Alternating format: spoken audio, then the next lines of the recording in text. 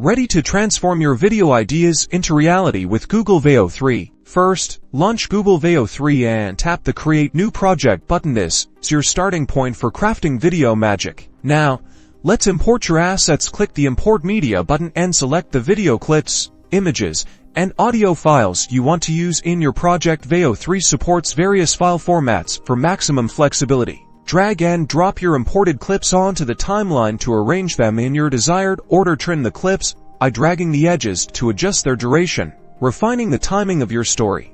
Elevate your visuals with Veo 3's impressive effects. Explore the Effects panel to add color correction, filters, and visual styles, giving your video a polished and professional look. Engage your audience with captivating text overlays. Click the Text tool to add titles, subtitles, and callouts, customizing their font, size, and position to complement your visuals. Don't forget the audio. Adjust the volume of your clips or import background music to create the perfect atmosphere, enhancing the emotional impact of your video. Finally, it's time to share your masterpiece.